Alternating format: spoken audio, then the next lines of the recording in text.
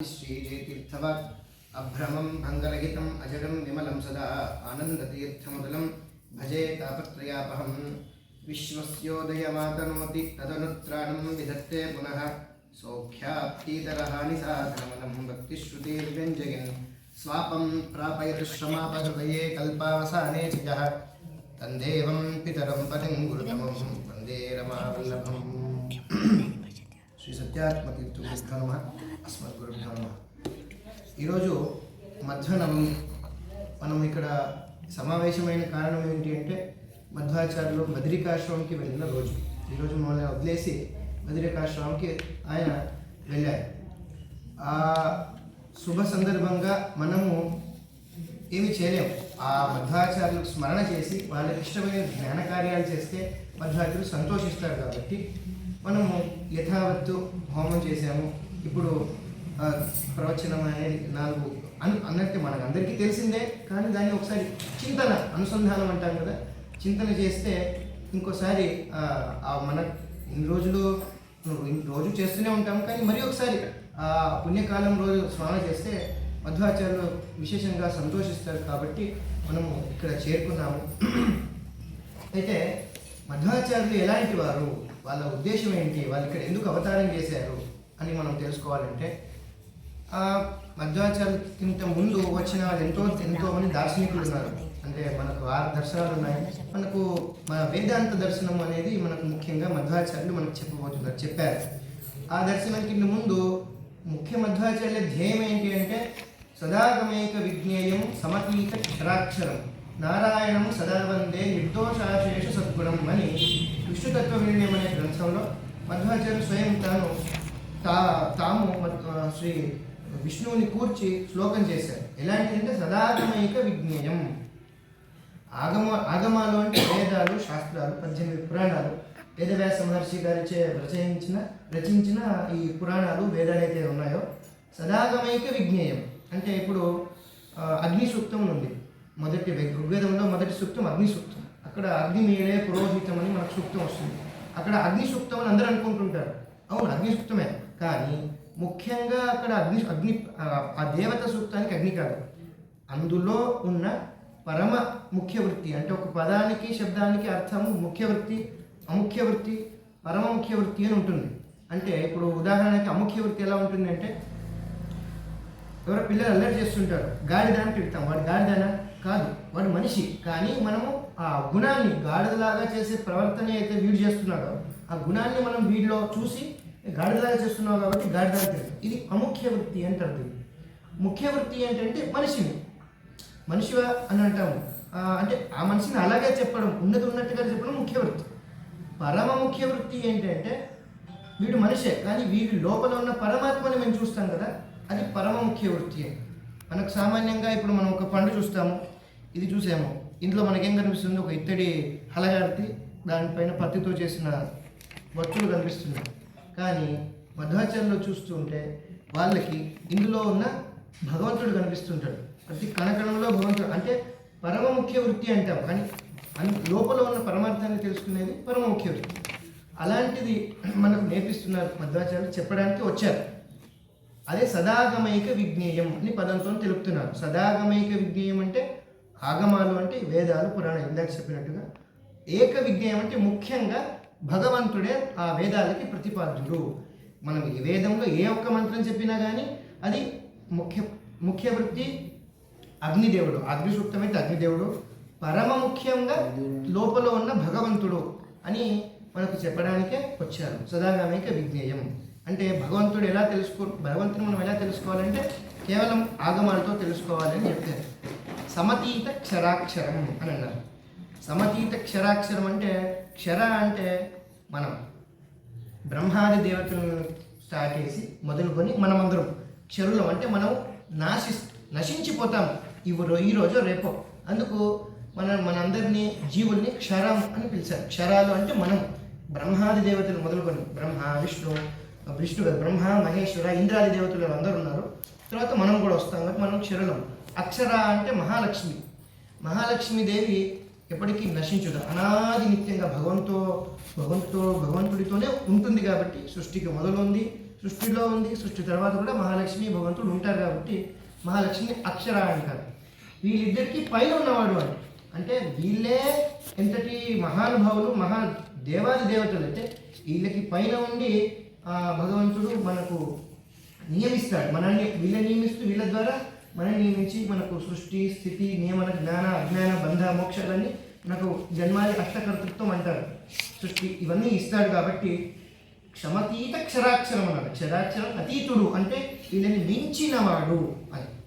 నారాయణం సదా వందే, ఇటువంటి నారాయణుని సదా వందే, ఎప్పుడు నేను నమస్కరిస్తాను అని చెప్పారు. అయితే ఇలాంటి శ్లోకాలు చేశారు, పద్యాలు చేశారు, ఓకే. కానీ మధ్వాచార్యుని మహిమ ఏంటిది అంటే వాయుస్తుతి అని మీ అందరికీ తెలిసిందే. వాయుస్తుతిలో త్రివిక్రమ పండితాచార్యులు చేస్తున్నారు. ఆ శ్లోకంలో మొదటి శ్లోకం శ్రీమద్ విష్ణుంఘ్రినిష్ఠాతి గుణ గురుతమ శ్రీమదానంద తీర్థ అని అన్నారు. శ్రీమద్ విష్ణుంఘ్రినిష్ఠ అతిగుణ అంటే మన దగ్గర ఉన్న ముఖ్యమైన గుణము, పెద్ద గుణం ఏంటంటే మనం అనుకుంటాం నేను దేవుడిని ముక్కుతున్నాను, దేవుడు సేవ చేస్తున్నాను, ఇది నాలో ఉన్న అతి ముఖ్యమైన శ్రేష్టమైన గుణము. కానీ మధ్వాచార్యులు ఏంటంటే వాళ్ళ లోపల ఎంత జలడ్ చేసినా కానీ వాళ్ళలో కనిపించేది అతి ముఖ్యమైన గుణం ఏమంటే శ్రీమద్ విష్ణు అంగిరి నిష్ఠ. భగవంతుడి అంగిరి అంటే రెండు పాద కమలమైన నిష్ఠ, భక్తినే మధ్వాచార్యులకు ఉన్న అతి పెద్ద గుణము అంటున్నారు. శ్రీమద్ విష్ణు అంగిరి నిష్ఠ అతి గుణ గురుతమ అంటే గురుతమ, గురువు కాదు గురుతరుడు, గురుతమ, గురువులోకి గురువైన మధ్వాచార్యుని శ్రీమదానంద తీర్థ త్రైలోక్యాచార్య పాదోజ్వల జలజల సత్పాంశవ అస్మాన్ పునంతు అంటే త్రైలోక్యాచార్యులను పిలిచారు మధ్వాచార్యులు. త్రైలోక్యాచార్యులు అంటే ఏంటి అంటే ఈ లోకం, స్వర్గలోకం, దానిపైన లోకం, మూడు లోకాలకు కూడా ఆచార్యులు గురువులు, జగద్గురు అని అందుకే పిలుస్తాం. మన మఠం పైన ఉంటుంది జగద్గురు శ్రీమన్ మధ్వాచార్య మూల మహాసంస్థానం. మన స్వామివారి దగ్గర వెళ్తే జగద్గురు శ్రీమన్ మధ్వాచార్య జగద్గురు శ్రీమన్ మధ్వాచార్య మూల మహాసంస్థానంలో వాళ్ళు కూడా అక్కడ ఉద్ఘోషణ చేస్తూ ఉంటారు.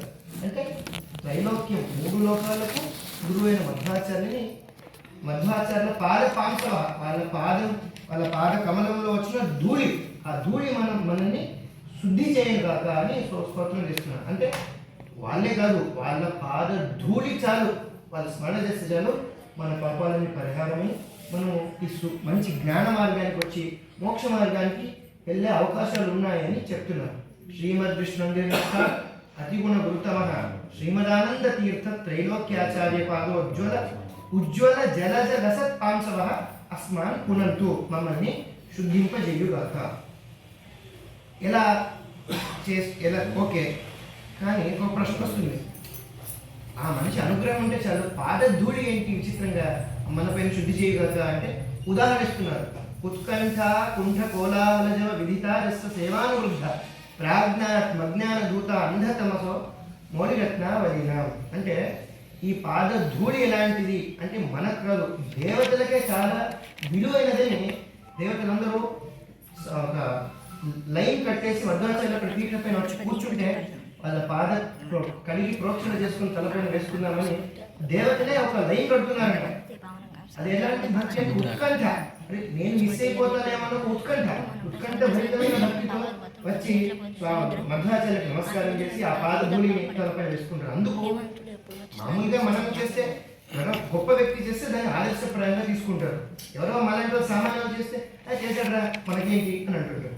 అందుకే దేవతలే అలా అలాంటి భక్తిని చూపిస్తున్నారు కాబట్టి మనము దానికి రెట్టింపు భక్తిని చూపించే ప్రయత్నం చేయాలి. భక్తి చూపించే ప్రయత్నం అంటే వస్తాము, ఇలా కార్యక్రమాలు అవుతుంటే మనం చూస్తాము, వింటాము, ఆనందం అవుతుంది, వెళ్ళిపోతాం. అది కాదు, మనం ప్రయత్నం ఉండాలి. మనము 4 శ్లోకాలు చెప్పాలి, మనము 4 శ్లోకాలు నేర్చుకోవాలి. ఆచార్యులు ఉన్నారు, ఆచార్యుల దగ్గర సుమద్ విజయం నేర్చుకోవాలి. తర్వాత మామి ఉన్నారు, వాళ్ళ దగ్గర మధ్వనామ, లక్ష్మీ శోభాన, ఇవన్నీ మీకు చదువుతూనే ఉంటారు. దాని అర్థసహితంగా అంటే ఎప్పుడైనా జ్ఞానే సర్వం ప్రతిష్ఠితం అన్నారు. అట్టి శ్లోకాలు చెప్పి అందరూ చెప్తారు. ఆ జ్ఞానం నుండి ఇక్కడ ఏం చెప్తున్నారు, దీనివల్ల మనం ఎంత దాన్ని మనం అలవడించుకొని మన జీవితంలో మనం దాన్ని ఎంత సమన్వయించుకొని మనం ఎలా నడిపించుకుంటున్నాం అనేది ముఖ్యం.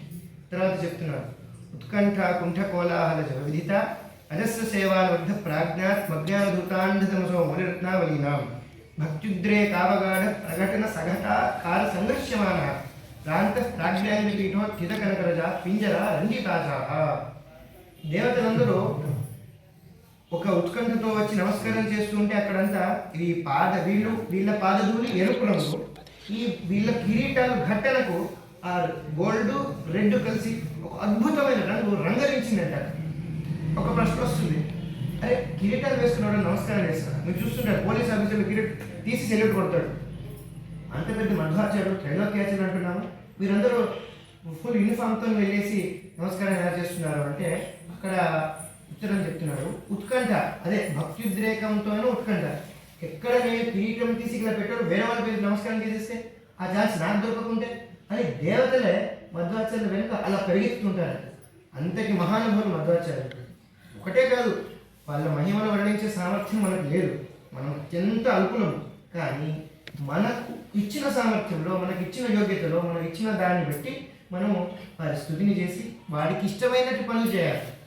మనము సంధ్యావనం చేస్తున్నాము అని చేస్తున్నాం, కానీ వాళ్ళు మన కోసమని రచించిన ఈ జ్ఞాన భాండారం అయితే ఉందో దానిలో ఒక చిన్న రవ్వను కూడా మనం తలపైన పోసుకొని మన నెత్తిలో ధారణ చేస్తే అది మహాపుణ్యకారి, మన మోక్ష మార్గానికి అనుకూలంగా ఉంటుంది. స్వామివారు తీసుకెళ్తారు. ఎలా అంటే మనము మధ్వాచార్యాన్ని స్థుతి చేస్తే, మధ్వాచార్యులు భగవంతుడి దగ్గర చెప్తారంట, భక్తవత్సల భక్తాపరాధ సహిష్ణు దీనం దూనం అనాథం శరణాగతం ఏనం ఉద్ధర అని అంటున్నాడు.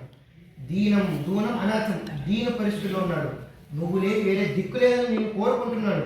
అనాథుడు అంటే ఏమి తండ్రిదండ్రులేం కాదు, మన పైన ఉండే ఒక నువ్వు లేకుంటే నాకు గతి లేదని చెప్తున్నాడు. వీడిని ఉద్ధరించు స్వామి, ఈ భక్తుని ఉద్ధరించు అని మన పట్ల కరుణతో మధ్వాచార్యులు స్వామి దగ్గర కోరుకుంటారు. అలాంటి కరుణ చూపించే వారిపైన మనము వాళ్ళ అన్న మాట, వాళ్ళు చెప్పిన మాటని కొంచెం అనుసరించి కొంచెం ఆ మార్గంలో వెళ్తే స్వామి బాగా సంతోషిస్తారు. కాబట్టి మీరు ఈ రోజు నుంచి రేపటి నుంచి మధ్వాచార్యులు రాసిన గ్రంథాన్ని, మధ్వాచార్యులు రాసిన యథాశక్తిగా మీరు తెలుసుకునే ప్రయత్నం చేయండి అని నేను ఈ సందర్భంలో తెలియజేస్తున్నాను. అలాగే మధ్యనవమి కార్యక్రమం అంటే అదే చెప్తున్నాను కదా, మధ్యనవమి అంటే కేవలం మధ్వాచార్యులు వెళ్ళారు అని మనం వస్తాము, హోమం లేదండి భోజనం చేసాం కాకుండా జ్ఞాన కార్యాలు జరగాలి. జ్ఞాన కార్యం జరగాలంటే మనం కూడా అంతటి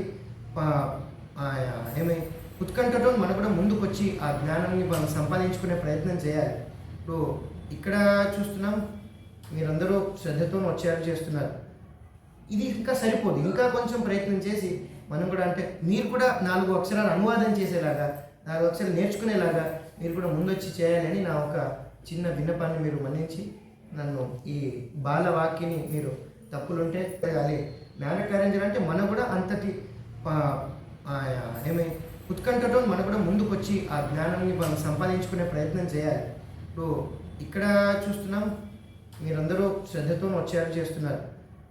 ఇది ఇంకా సరిపోదు, ఇంకా కొంచెం ప్రయత్నం చేసి మనం కూడా అంటే మీరు కూడా 4 అక్షరాలు అనువాదం చేసేలాగా, 4 అక్షరాలు నేర్చుకునేలాగా మీరు కూడా ముందొచ్చి చేయాలని నా ఒక చిన్న విన్నపాన్ని మీరు మన్నించి నన్ను ఈ బాలవాక్యని ఉంటే తప్పులుంటే నాది ఏదైనా చిన్న గుణం ఉన్నా కానీ అది మా గురువులు మాకు సంపాదించింది, అనుగ్రహం చేసిందని చెప్తూ శ్రీకృష్ణ అర్పణ.